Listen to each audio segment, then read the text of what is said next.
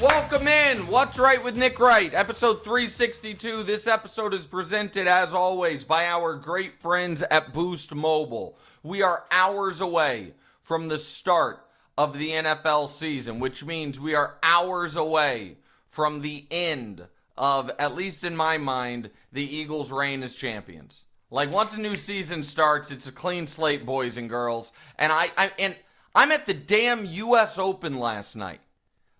Watching Osaka crush Sinner is, I know I said Sinner's not in Alcaraz's class. Oh boy, Sinner up close and personal looked pretty good. And I'm walking out. The good seats, and the only reason I say that they were really good seats is I'm surrounded by people who ostensibly, one would think, have pretty good jobs, relatively successful. These are expensive quarterfinal seats to the Open. Some dope. Hey, Nick Wright, when are you going to start giving the Eagles respect? You guys won the Super Bowl. Just shut up and be happy. And again, like I am not naturally anti-Eagles, but I'm becoming it. Like the only person who, the most reasonable person in the last 8 months who's been angry at me about my Eagles opinions and actually treated it like an adult and had a conversation was the mother of the quarterback. Every other fan seems more emotionally invested than she did. Like, it's too much, guys. It's just too much. Damonza, how are you? I'm doing great, Pops. Sorry, Philly fans have got you anxious. It's all right, man. It's just too much. Like, leave me alone. Yeah. Like, I'm out here providing free content for the masses hours upon hours a day. I don't ask for anything. So let me watch the tennis in peace. My God. All right, a lot to get to today. Week 1 gambling show. If you guys didn't follow last year, you cost yourself some money. After 4 consecutive years of being VIG included profitable, 2 years ago we had our first losing year ever. Now, to be fair, the losing year, once you included the playoffs, was 1 game below 500. But a losing year all the same, because you have to be a bunch of games above 500 to offset the VIG. We came back last season, 48-40 in the regular season, 56-44 overall. So a really great overall season, but we're going to try to do even better, particularly because Danny Parkin somehow, with a lot of line shopping, I think some little funny money involved on that, he was at 65%, which was the best of any person on national television. All our lines, by the way, are provided by our new friends at Hard Rock Bet, which is super exciting. More on them in a moment. But first, Damonza, let's get straight to voicemail, brought to you by Boost Mobile. So Taylor Swift might do a halftime show. The Clippers story, great job by Pablo Torre. It seems to be a really big story. I'm just too into football right now, and I need to see what the NBA does before I spend a lot of time on it. I'm not minimizing the story. It's just bad timing. If it were July, I might do a whole episode on it. It's September 4th and football starts today. Apologies. It's not what I am super into. I am into this. And put this on social media, folks, because, again, I'm not in the business, Damonza, of going out of my way to defend ESPN. I am in the business, however, of correcting obvious factual errors. And there are a few things about commercials coming to Red Zone that must be addressed in no particular order. First of all, they were there last year. It's not new. I don't know if you guys were paying attention. Last season, Scott Hansen, near the end of the year, stopped saying, welcome to 7 hours of commercial-free football, at least on a couple Sundays. He just said, welcome to 7 hours of football. And if you were watching Red Zone, occasionally, all of a sudden, it was split screen. The football was on one half of the screen. A Burger King commercial was on the other with the audio from the commercial. That already happened. That's first of all. Second of all, this is not ESPN's doing. They were already doing it. ESPN has not taken over the property yet. This is the NFL's doing. So everybody that either knows better and is just using it to bang on ESPN, or doesn't know better, but they were scrolling at Twitter and ML Football or some faceless, nameless aggregator put it out there and they ran with it, you are doing a disservice to the public at large in spreading misinformation. Is it the biggest deal in the world? No. Is it annoying? Yes. Third of all, and this is the parts where people are going to get mad at me. Guys, the fact that for more than a decade, we've been able to, if we wanted to, turn on football on Sundays and not have a single ad served to us was always kind of a cheat we didn't really deserve. It's a luxury. Like the idea that we're entitled to be able to watch this product without any sponsorship coming into it, I never totally understood. And it's not like Red Zone costs hundreds of dollars a year. It'd be one thing if it was like a super premium subscription that you pay $500 a year for Red Zone. Pay a lot of money for Sunday Ticket, not for Red Zone. And here's the last part and the most important part before we get to the show. And this is going to be the controversial part. And this might hurt the feelings of some people working on this pod. Might hurt the feelings of some people, a lot of people listening to the show. Sorry, hard truths need to come. No self-respecting NFL fan consumes the NFL purely through Red Zone. Sorry, had to be said. Sorry. You cannot get a real temperature of the league or understanding of the games or know who's good or who's bad if you have a one TV Red Zone only setup. Like you watch a game. Be an adult. Understand the ebb and the flow. Learn how teams, to quote the great Hank Stram, matriculate the ball down the field. Not just popcorn and candy of touchdown and turnover and punt return. My God. Now listen, if you're a very casual sports fan, it's just one of the things, no problem. But if you consider yourself a real NFL fan and your entirety of Sunday is one TV just on Red Zone, you're lying to yourself. I'm just telling you right now. That would be no different than if you're like, oh, I'm a diehard NBA fan. Love it. Bet on it. Know all the teams. Oh, yeah? How do you watch? Bleacher Report clips. Highlights. Grow up. Highlights. Everybody, again, put some effort in to your fandom. And so this whole Red Zone thing has really got me. And I'm not acting as if everyone's job is to cover the NFL. That's my job, okay? My job. You guys don't have to do it. But if you have a team you love, you got to watch all their games. Their games. Standalone. Own screen.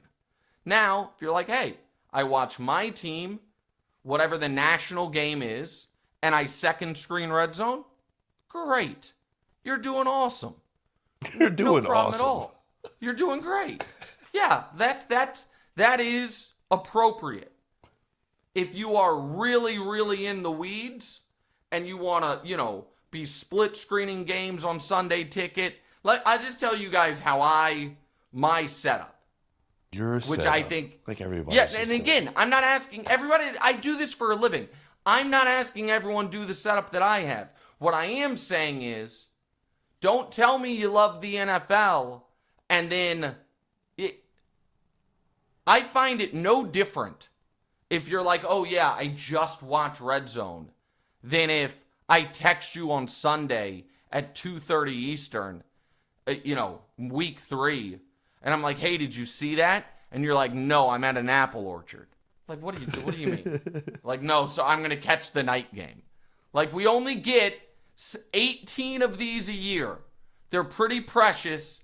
And again, everyone pick what they want to do. But don't tell me you love the league diehard. Oh, I bet the games. I'm in fantasy leagues. I'm in this.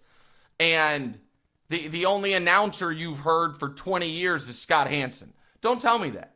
If you can't name that tune this quickly on Joe Davis or Kevin Harlan, much less Tony Romo or Troy Aikman's voice, then I'm questioning your fandom. The way I consume is we have an upside down triangle of TVs, okay? 2 big screens and then 1 very big screen. In my office, which is really a hallway. like it's a weird hallway. Setup. Like a little man it's cave. Yeah,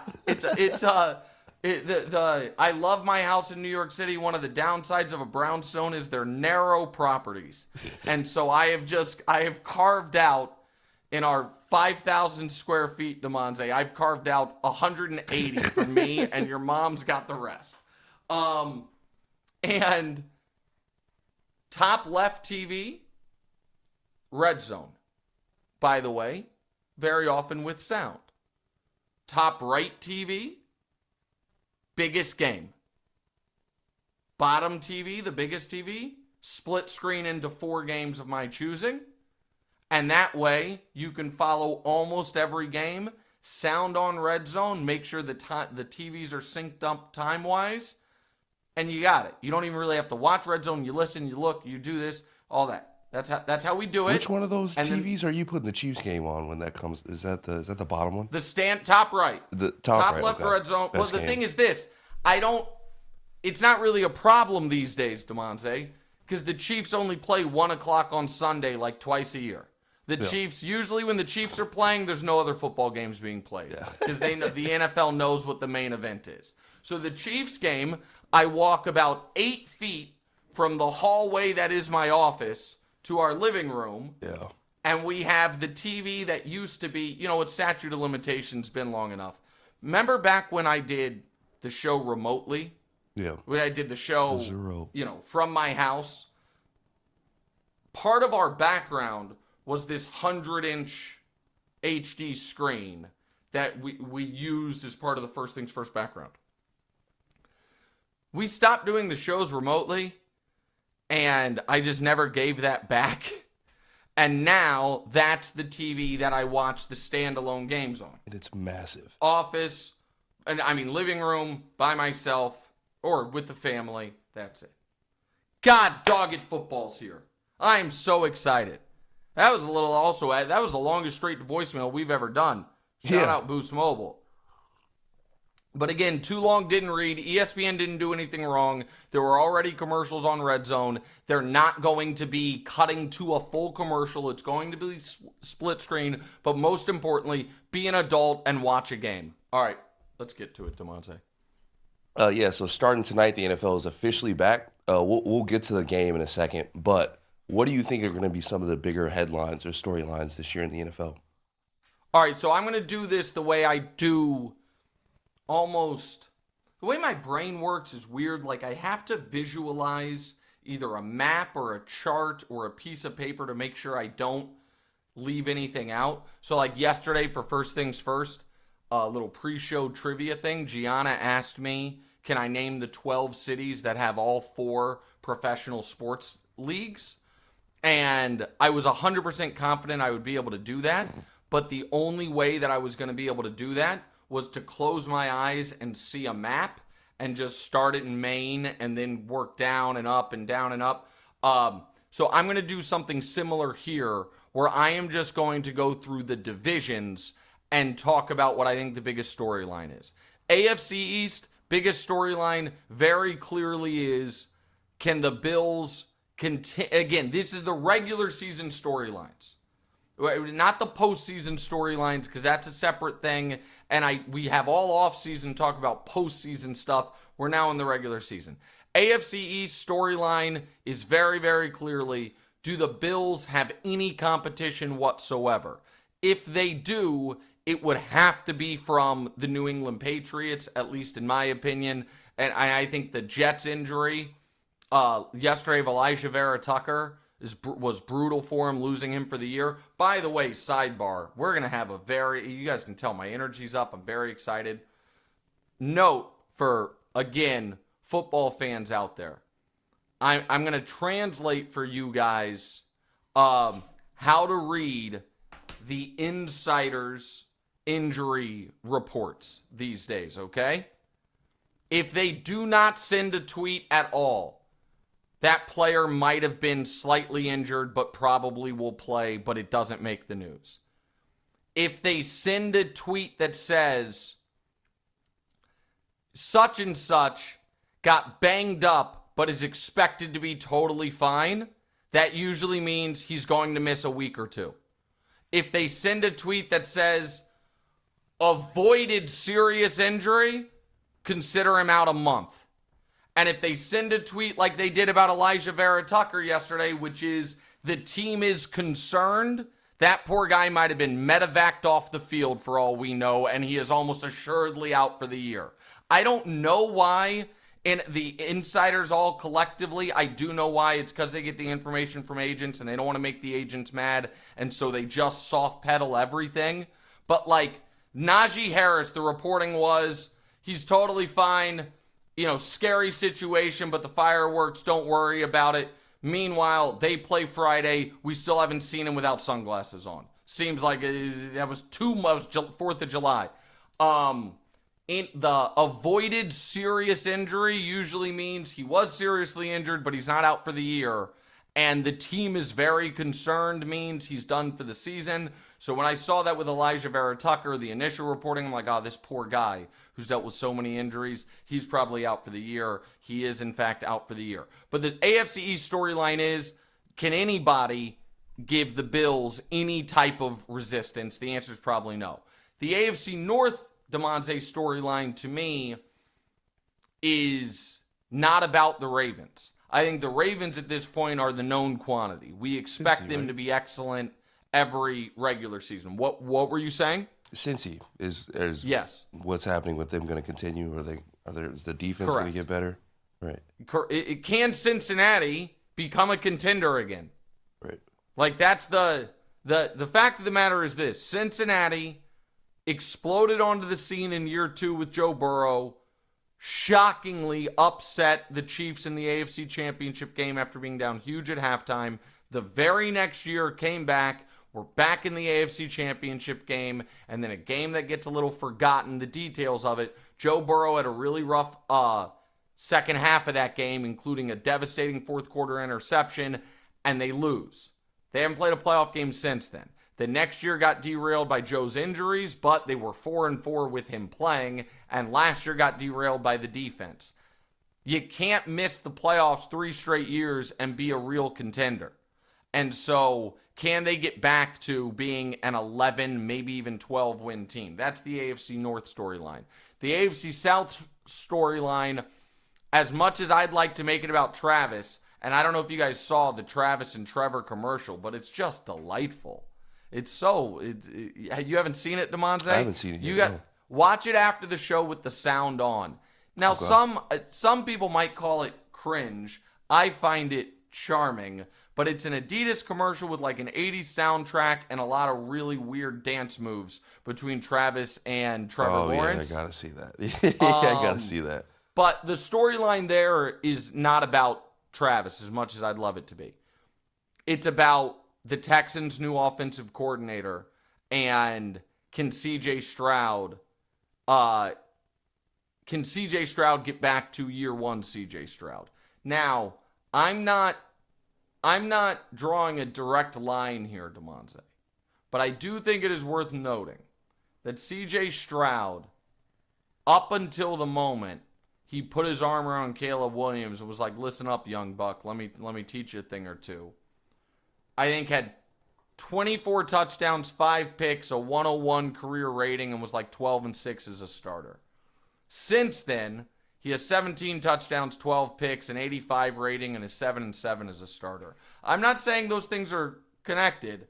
I am saying I'm interested in the timeline of it. New offensive coordinator, can he get back to being the CJ Stroud he looked like as a rookie? Now, they did win a playoff game, so you back-to-back years won a playoff game, you can credit for that. And the AFC West, the storyline's very, very obvious, which is, can anyone every year, the AFC West has a great offseason.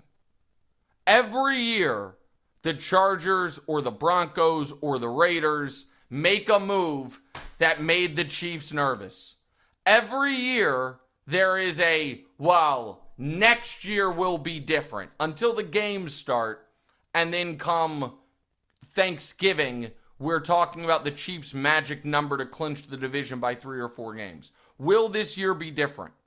Will the Chiefs actually have to, win a late season game to win the division, or will they be able to rest people? So the AFC is covered. NFC East storyline is twofold. It's very obvious. Can Philly, continue on the stretch it was on after week 4 last year, where the only game they lost was a game Jalen Hurts got knocked out of? And a first cousin of that is, can Washington prove that last year wasn't a, win all the close games, get a little lucky year, but they actually are building a real contender? That's the NFC East. The NFC North, Damonza. It's an interesting one, huh? Right. Yeah, man. Yeah. I mean, the Vikings are the least interesting. They're starting a first-round pick, de facto rookie quarterback. They won 14 games last year. The Packers just traded for Micah freaking Parsons. The Bears, Caleb's under as much pressure as any player in the league. And then the Lions, amazing regular season last year, fell on their face in the playoffs, lost both coordinators. Is that going to have a long tail? Those are the stories there. Luckily, the NFC North covers all the interesting for the NFC South, Yeah. which it's just bake show. And is it possible the Atlanta. 2 worst teams in the league are both in the same division, which is rare, in the Saints and the Panthers? It could happen. It's rare. And then the NFC West, Damonza, was last year a blip for the Niners? Or was last year the canary in the coal mine that they sadly missed their window and they're going to have to reboot it a bit? Shanahan's comments about, this being a bit of a reboot and fans being patient lean you one way. Brock Purdy's comments that we're good enough to win the Super Bowl lean you another. But those are, league-wide, the biggest storylines headed into the season. Anything you want to add? Anything you take issue with? Nah, I'm pretty in line with you on all that stuff. The Falcons might make it a little bit closer in the NFC South over there, but yeah. So here's the thing. I think the Falcons could be a playoff team, but I think the Bucs might win 13 games. So now maybe I'm over, I obviously am super high on the Bucs. I am in the Super Bowl, but I think the Falcons could be better than they're getting credit for and still not really compete for the division. All right, we'll get to week 1 in just a second, but first, as I mentioned earlier, we are so excited to announce our new presenting sponsor, Hard Rock Bet. Everybody knows and loves the Hard Rock hotels and casinos, and now you can use the top-rated Hard Rock Bet Sportsbook to place your bets all NFL season and beyond. Hard Rock Bet is the only legal sportsbook in the entire state of Florida. It is also available in Arizona, Ohio, New Jersey, Indiana, Tennessee, Virginia, Illinois, and Colorado, with more states launching all the time. You can also play on Hard Rock Bet's online casino if you are in New Jersey. Throughout the football season, we will be using, as you'll see here in a few minutes, Hard Rock Bet lines to make our predictions for the biggest games. As we gear up for the NFL season, sign up for a Hard Rock Bet, make a $5 bet, and you'll get $150 in bonus bets if you win. Head over to Hard Rock Bet, sign up, and make your first deposit today. All right, Damonza, game 1, week 1, let's get to it. So Philadelphia is hosting Dallas tonight at 5:20 or wherever you guys are. It's 5:20 for me. Yeah, 8:20. We don't, Damonza, you always go with Eastern time zone. I'm not listening. I'm a Central time zone guy. I know you're on the West Coast, but you can't lead with West Coast time. You just can't. It'll be at 8:20. Go ahead. Yeah, I mean, the only time zone no one ever has once in their life led with is Mountain Time Zone, but you really can't lead with West Coast either. Western? Go ahead. All right, food for thought. So they'll be hanging the banner tonight, and that apparently was news to Nick Sirianni. Do you think that Philly has gone too far with the whole "we're forgetting about the Super Bowl, eyes ahead on the prize" spiel? Yeah. Very performative over there in Philly. Performative is the exact right word. Yeah. Here's the thing. I don't mind. Weird take. I don't mind being lied to.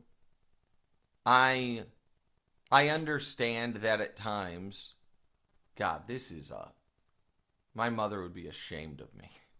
I understand that at times, lies are the lubrication that makes society keep turning.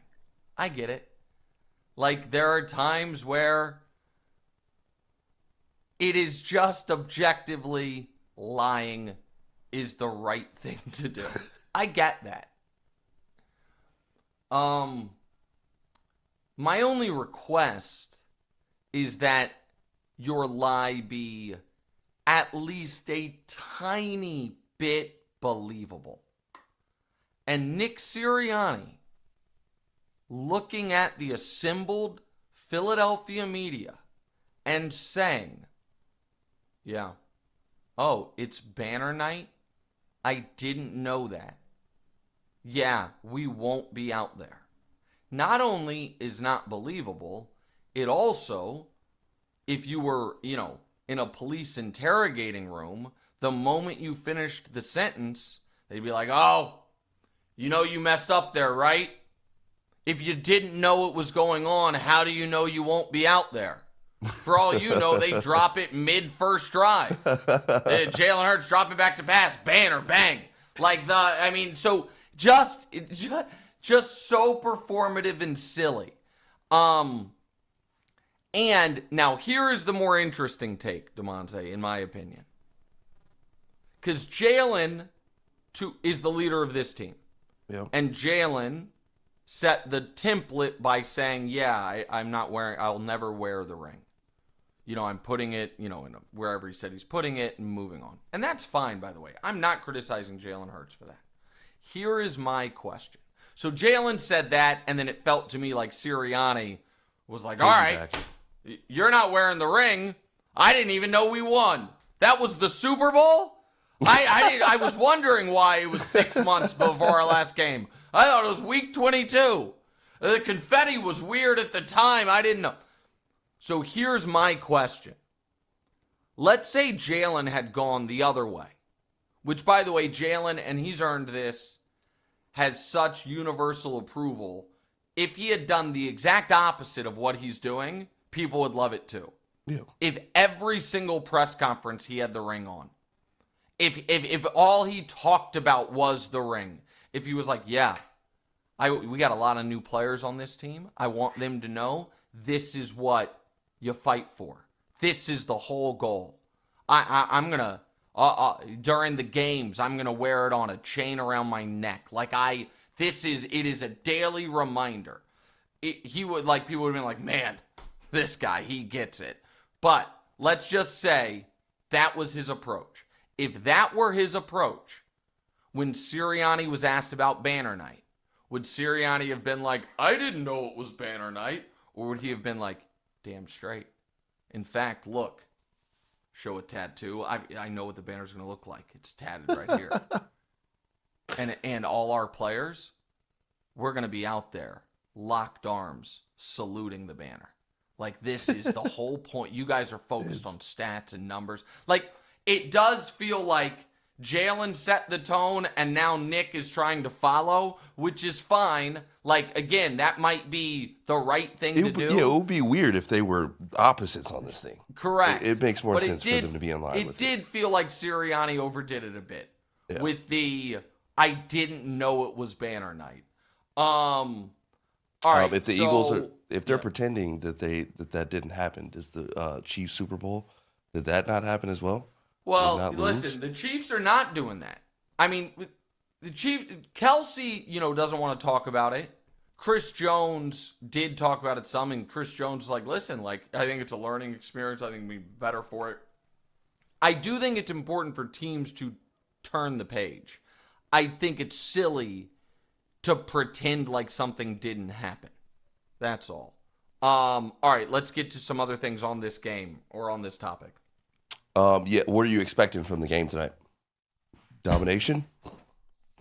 So, probably Philly, just beats them badly.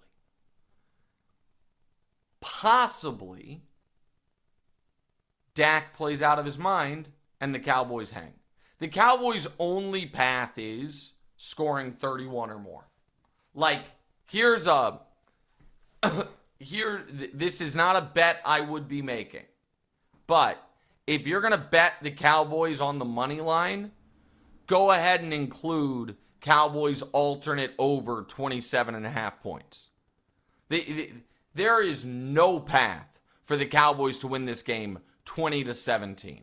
That doesn't exist. In my eyes. Their only path is 31-28. Dak plays great. Eagles young pass rush and young secondary, has some miscommunication. CD and Pickens get loose. And all of a sudden, that it is a game where Jalen has to drop back a bunch. And I'm not saying he can't do that, but it's obviously not the script that they are used to playing. But I'm expecting, if I had to guess, 27-17 Philly. That's how this one feels to me. But that's not going to be one of my bets later. All right, last one on this. Do you think it's weird for us to not open the NFL with a Chiefs game? It is. It's the first time in 3 years. And the last two were really noteworthy for two different reasons. The Lions game was noteworthy personally because 8 hours before it, I had guaranteed the Chiefs were going to go undefeated and got a tattoo to, really canonize that. And then they lost their first game. But for more importantly, it was a sign of the things to come that would ail the Chiefs that season. Because if you remember, that game flipped a perfect pass to Kadarius Toney. Yeah, that interception. He popped up and was in the air and went the other way. And then at the very end of the game, another perfect pass on fourth down that was just flat dropped. And it was like, oh, could the drops be a problem for Kansas City? And they were. Last year was a classic for different reasons because Lamar almost led that comeback. And then the Isaiah Likely toe tap, foot on the line game. And what that portended as far as things to come was idiots saying it's rigged for the Chiefs based on correctly called decisions.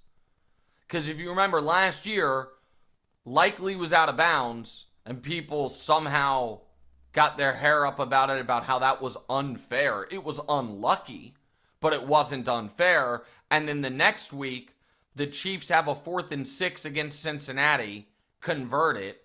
There is a hold called on Kansas City. They take it away. They have a 4th and 16. They get absolutely obliterated in a pass interference. It's correctly called, and people find a way to go on TV the next day and be like, that was the right call, but I hate it. Okay, buddy. And there was also, week 1 has been noteworthy the last couple years. And 3 years ago, week 1, I wonder if I could do this just real quick. Last year, Chiefs beat the Bills on the Likely play. The year before, Chiefs lose to the Lions. Year before that, Chiefs beat the Ravens. Chiefs beat the Ravens. Yeah, sorry, I misspoke. Year before Chiefs Lions, the Bills blow out the Rams. Year before that was Tampa-Dallas. Tampa won. And the year before that was Chiefs-Texans right after the 24-0 comeback for the Chiefs, and the Chiefs beat the Texans soundly. Those are the matchups that I remember the best. Or the last matchups. All right, let's get to the Chiefs before we get to our picks. Chiefs are headed to Brazil to play the Chargers Friday. So the storyline heading into this season has been the return of the laser show with the Chiefs. How much of that do you think we'll see in Game 1? I know they're going to try. And Yeah. I know that it is been the focus of the offseason is pushing the ball down the field. But the Chargers know that too. And so this is I know this is not what people want to hear, and it's probably not what people want to see. But this isn't a game that you fool around with. It's a Charger team that won double-digit games, is well coached, has a good quarterback. Last year, the number one scoring defense in the league. It is a weird game because it's in Brazil. And the following week, you play Philadelphia. And that is... So because of that, while I would love for the Chiefs to be able to do a style points type of game, it's not the type of game they're in. And because the Chiefs just, in the last game they played, got their teeth kicked in, more important than anything is a win. So I do have confidence that at some point this year, you are going to see what people call vintage Mahomes, okay? I don't know that you're going to see it immediately to start the season, and I don't know how much Rashee Rice not being there is going to impact it. What I do know is starting out 0-1 after losing the Super Bowl and then having Philadelphia in week 2 is not a scenario that I would relish. So, if by the flow of the game, this is a conservative game plan, I'm okay with it. Now, it should be noted, the last time the Chiefs were in a spot like this, where they lost their final game of the year in heartbreaking fashion was the 2022 season. They lost 2021 to the Bengals in the playoffs. They then traded away Tyreek Hill. That year, they started off with an absolute light show. Mahomes threw for 360 and 5 touchdowns in his first game without Tyreek Hill, and they annihilated the Cardinals. But the Cardinals are not the Chargers. And I'm trying to remember the year. The year before that, after losing the Super Bowl to Tampa, they started off against Cleveland, and they scored, I'm looking it up right now, 33, but I don't... Oh, I was going to say I didn't think Mahomes had a huge game. He did. But that was also a very important game because they then lost their next 2 games. That was the year they started 3-4 before ripping off, a hell of a run en route to getting to that AFC Championship game. So the point I'm making here is I don't think they have the luxury this year of worrying about style points before Rashee comes back. That's fair. Chargers in Brazil, home for Philly, at the Giants and that pass rush, home for Baltimore, at Jacksonville, home for Detroit. Those are your 6 games without Rashee. So we'll see what it looks like. But if you're asking me, would I feel better about a 38-35 Chiefs loss where Mahomes is unbelievable but Herbert plays out of his mind? Or if it's the exact game script of the win against Denver last year, 16-14 with a blocked field goal at the end, I'll take the 16-14 win, given the context of where we're at with the season right now. Are you at all worried about the turf out there in Brazil? There was a lot of problems with Green Bay and Philly last year. I hope not. I try not to concern. That would, if I were betting a total in this game, that would be of bigger concern. But I just the year the Chiefs that I'm talking about, 2022, when they started the year off against Arizona.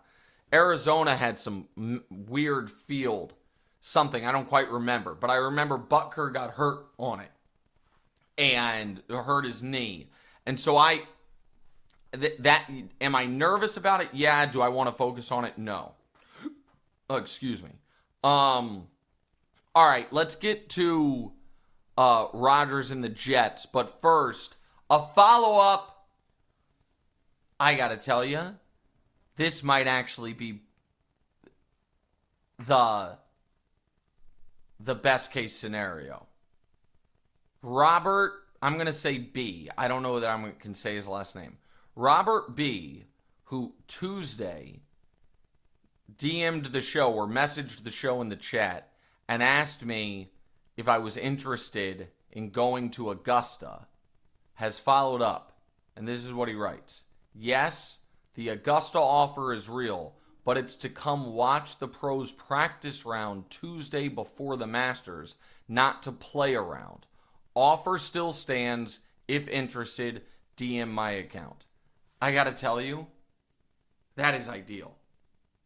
To be able to go to Augusta, watch, and not have the pressure of having to actually... Damonza, I was doing measurements in our garage to see if I could have a golf simulator installed in there so I could practice. Like, I was so on tilt about not being able to turn down Augusta, but being the worst golfer to ever play Augusta. All right, that sounds honestly perfect. I think I absolutely want to do it. I will ask our producers to get, whatever his account is. I don't know how it works. Get his info. But yeah, go to Augusta just to watch, walk around, eat some pimento and cheese sandwiches. Oh my. Right. Sounds, what a dream. All right, let's get to Aaron Rodgers quickly before we get to our picks. Yeah, so Aaron Rodgers' debut will come against his former team in the Jets. What do you expect from Aaron Rodgers in this game and this year? Mediocre and not much. And I just want to be on, I don't want to spend a lot of time on it. I just want to be on the record about this. The amount of denial, not as many as last year, but some folks in sports media have been about what to expect from 41-year-old Aaron Rodgers this year when he's going to be 42 is just baffling to me. Like, truly baffling to me. This guy, we saw him last season, and we saw him blame teammates for his mistakes. We saw his inability to move. We saw him throw away the Vikings game, score 9 points against the Broncos, throw Mike Williams under the bus. We saw all of it. And I do think everybody looks at it in a sense as it's Aaron Rodgers and it must be the team. Like you throw on another team, that might work. It couldn't possibly and that would have been fine a decade ago. Right. He's 41 and he popped his Achilles. So my answer is I do not think Rodgers is going to be good. I do not think Rodgers is going to this year be a top 20 quarterback in the league. Doesn't change he's one of the greatest players ever. It's just I don't think he is going to get the Brett Favre final year or second to last year in Minnesota where he almost won MVP and took him to the conference championship game. I don't think that is in the cards here.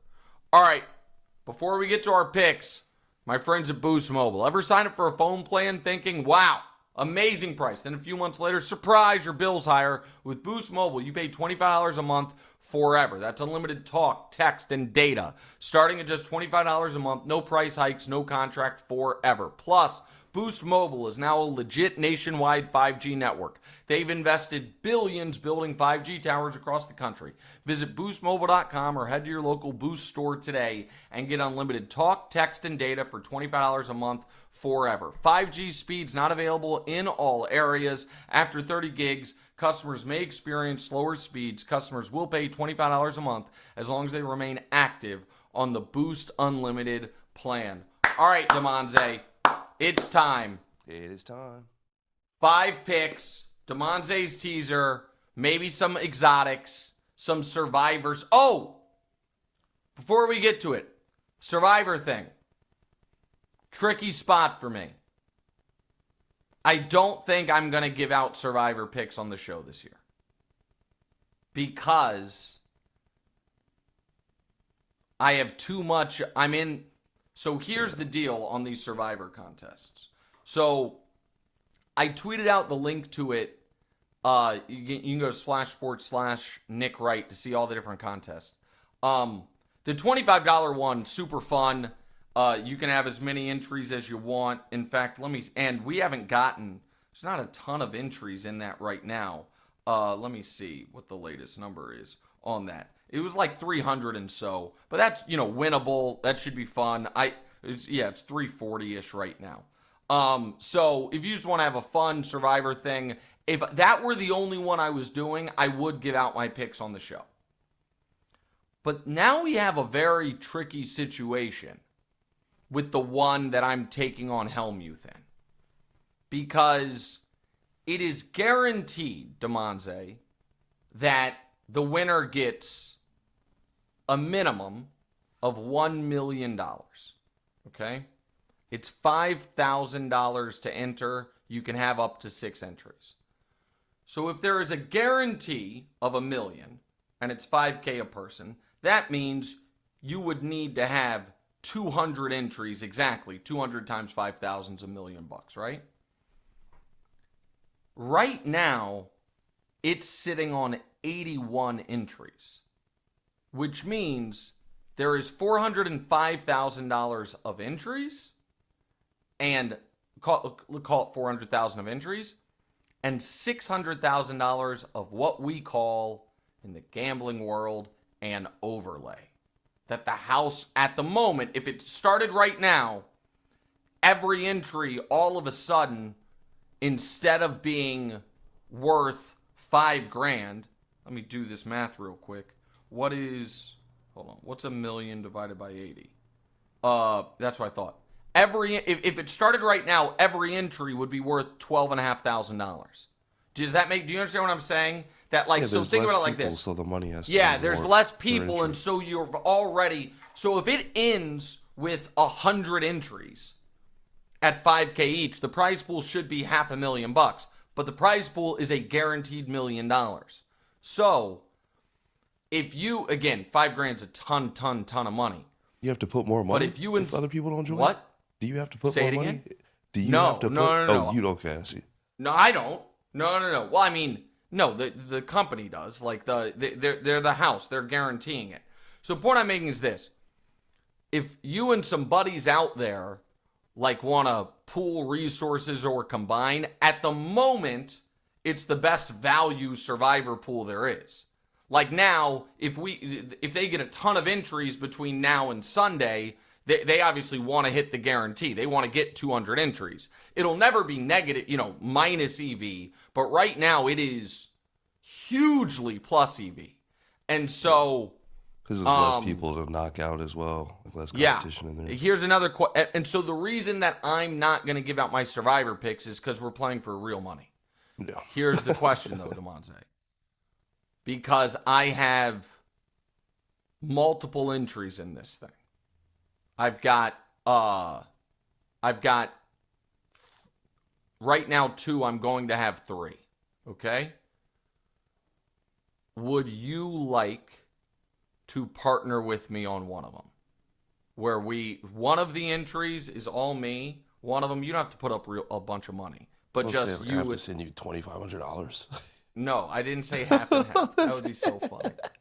No, you don't have to send it to me. I would love to. Owe me if we don't win. Put me in there. No. But you could be in for, I don't know, 5% of it. That'd be $250. And we will collaborate on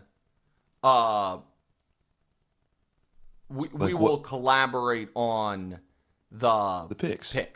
Right, yeah. And then so the way we'll do Survivor is we'll talk after. Okay? So we'll talk after. And to answer the producers, the $25 one doesn't have a guarantee. So there's not going to be any overlay there. It's however many entries we get, that's the prize pool. The Helmuth, now is Helmuth potentially on the hook for the overlay? Maybe. That would be delightful if Helmuth has to write a big check for this. That actually would make me very happy. All right. Recap last season, how we did in Nick's picks. So yeah, the last 2024 regular season, you went 48-40-2, and your overall record was 56-44-3. And that you was also once went we got in the playoffs.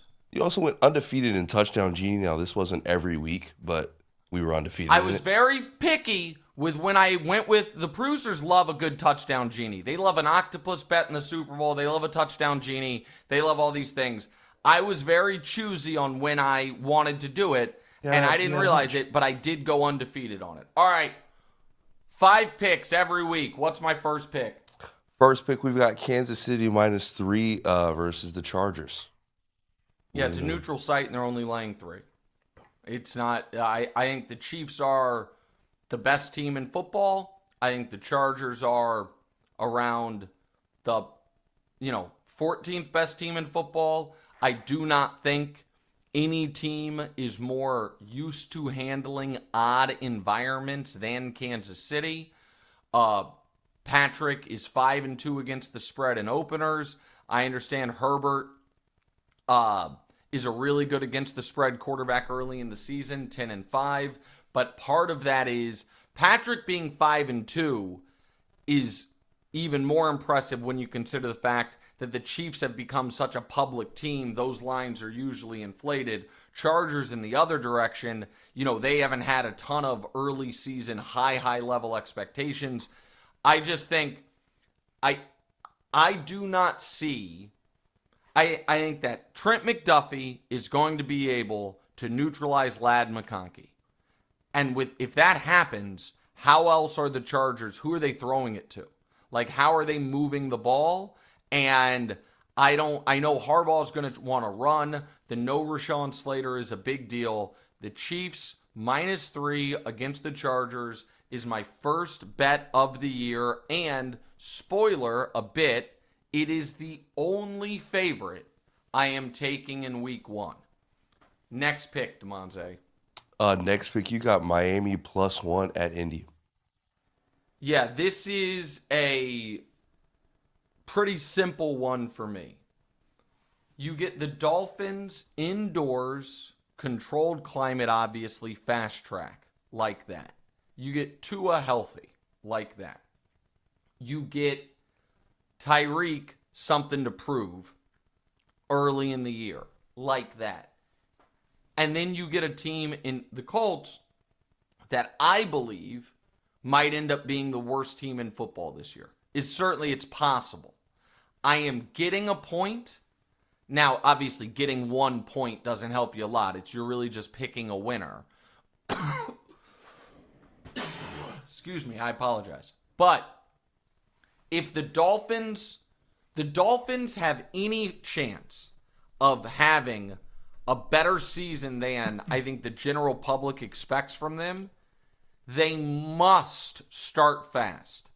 Colts, Pats, Bills tough, Jets, Panthers, Chargers, Browns.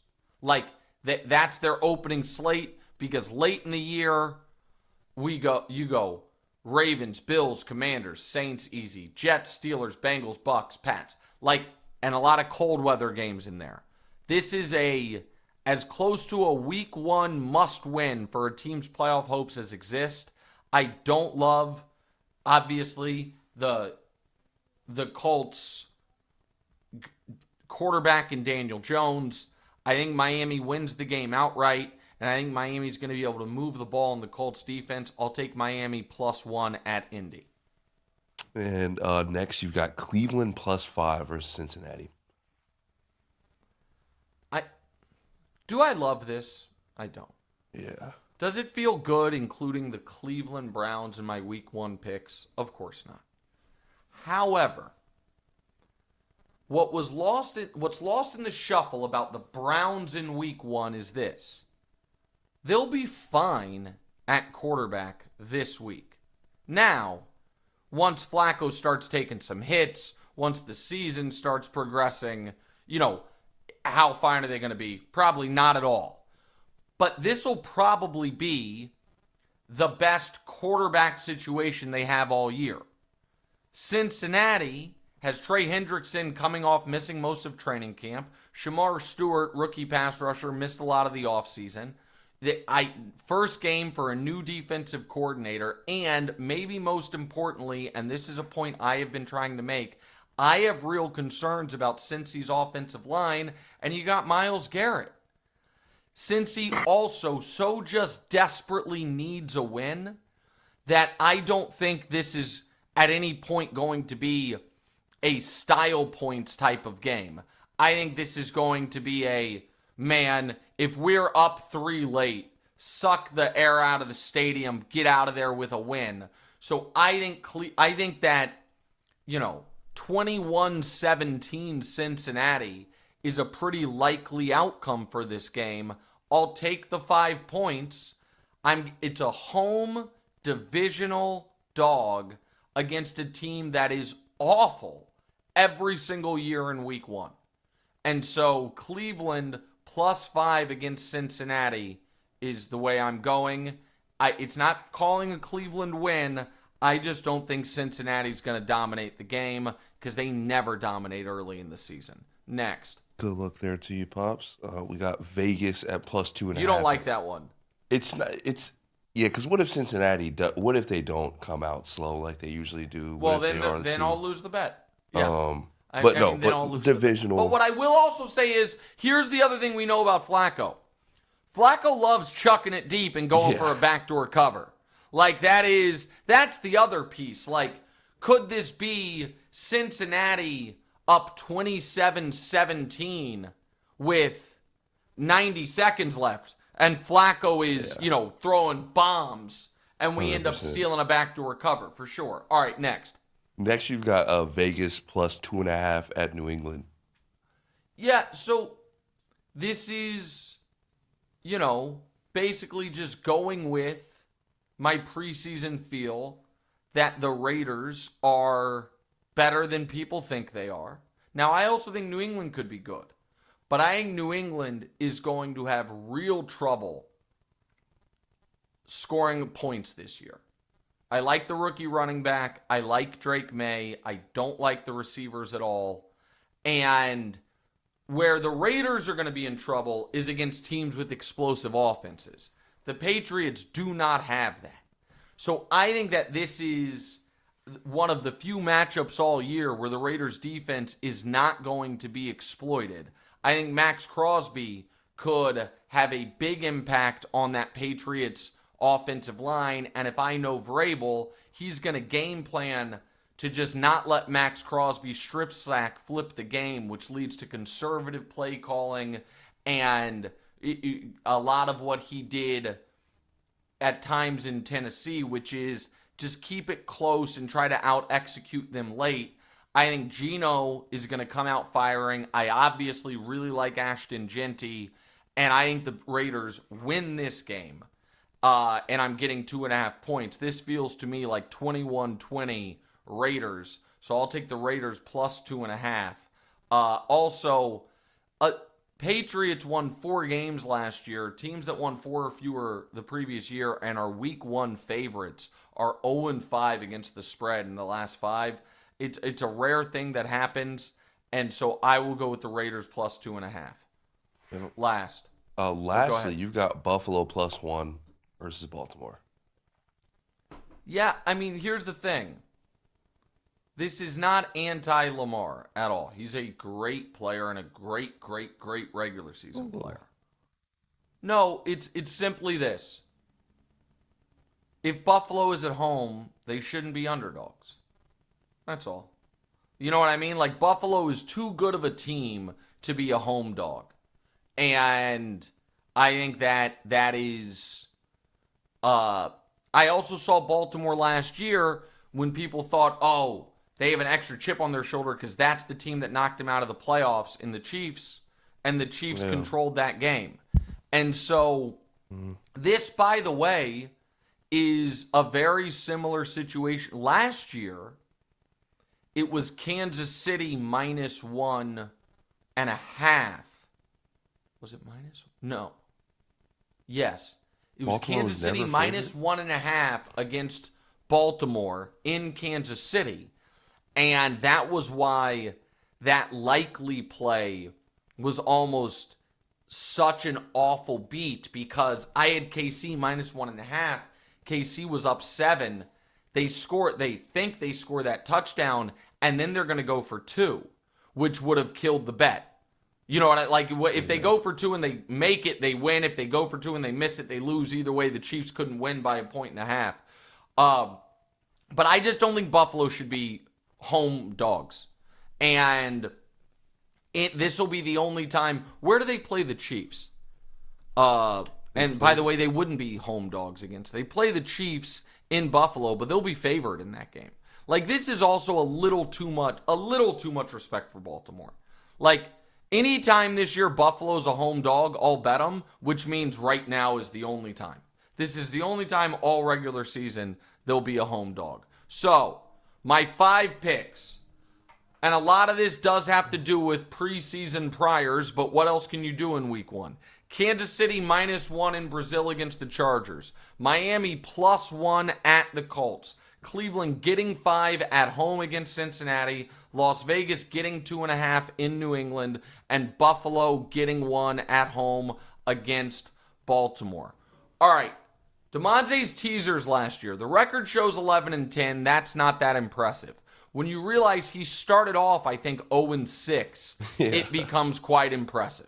Started off poorly and then really got it together late. Damonza, tell us about your teaser. All right, so starting off this year, we are going with a 3-team 8-point teaser at +100. We are teasing the Cowboys up to +16 against Philly tonight. I hope I don't end up regretting this. I just wanted some action tonight, but we'll see. Cleveland, we got at +13. And then Buffalo, we're teasing up to +9. It honestly just looks like I piggybacked off of all your picks. No, but you put this in before I put mine in. Yeah. But no, that's what I'm saying. It looks like it. But yeah, those are my guys. I'm feeling strongly about all that. Okay, let's talk it through before I give it the grade. Yep. Obviously, teasing a 1-point dog is smart. You know, you get through every single key number. So even though you love the Ravens, you're on the right side with the Buffalo one. Cleveland, you get through a bunch of key numbers as well. So I'm good with it. Here is my only question, because you said you just wanted action tonight.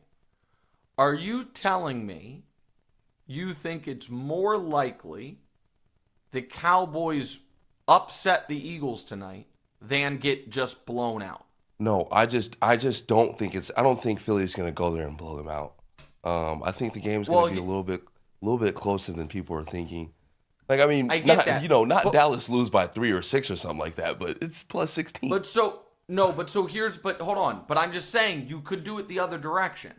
So I'm not telling you to do it. What I'm saying is basically tease Philly to pick them, right?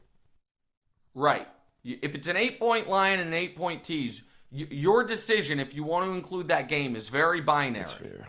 What do you think is more likely?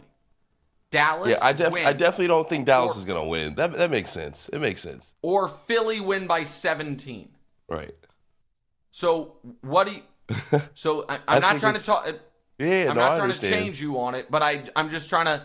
I like Dallas +16. That's the side I would go with as well. I just know how you feel about tonight's game, and it feels to me like... So I'm going to give this, by the way, an A-. I'm not changing... You're not changing it, but it feels to me like you would be more shocked by Dallas winning than Philly winning 31-14. 100%. Which means in reality, you should have teased it the other direction. But you went with it. It's week 1. You're teasing dogs, which I appreciate, and we're good with it.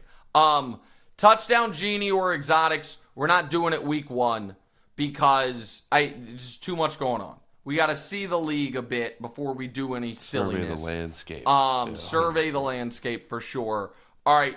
Every year for new listeners, every week, the producers come up with an offer for me. Damonza, what is the offer this week? Irrefusable. We got Trevor over 1.5 touchdown passes and Trevor under a half interception and Jackson money line for plus 210. How you liking that? I do not like it. I have to turn it down. No picks. Because of the no picks. I think Jacksonville's going to win. I think Trevor's going to have a good game. Can I, in week 1, and when I'm only getting plus 210, can I guarantee that Trevor's not going to throw one to J.C. Horn? I cannot. So I'm going to turn down the offer. Reminder, like, rate, subscribe, review on YouTube, iTunes, Spotify, all of that. Robert B., if you're still watching, DM What's Right on social, either IG or Twitter or whatever, so we can get your info and I can reach out. All right, let's answer some of these listener questions quick. Lamelico asks, could Jalen make your top 4 quarterback list over Burrow before the end of the season? If so, what would it take? Yeah. If Jalen has listen, Jalen threw for like 2,800 yards and I think 18 touchdowns last year. Like, I do need to see more passing production from him. But if he ups the passing production, he's still this dominant rushing threat. Philly's really good.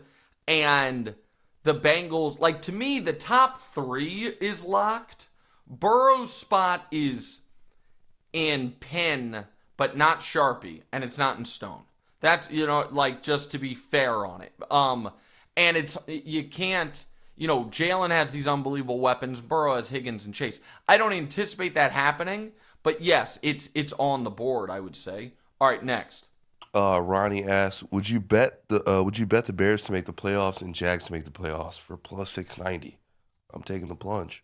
I love it. Do it, Ronnie. Yeah, I mean, I'll live vicariously through you. It's 7-1. Love it. Absolutely love it. All right, next. Lady Evil says, thank you for all your Buck support this year, Nick. It warms my heart. What do you think about Emeka Egbuka, Offensive Rookie of the Year? I don't think that's listen, I think Emeka Egbuka is going to have a really big year, especially with Godwin, missing time in the beginning. Evans getting older. I think Baker's going to have a big year. He's not my pick, but I don't mind that one at all. I do not mind that one at all, and I loved the pick for them. It's he's plus 1,600. Oh, okay. Yeah, so that's not bad at all. All right, Damonza, great job. Football is here. Like, rate, subscribe, review to the show. Thank you to Hard Rock Bet. Thank you to Boost. Thank you to Volume. Thank you to Blue Duck. And I will talk to you guys on TV in a few hours. What's right?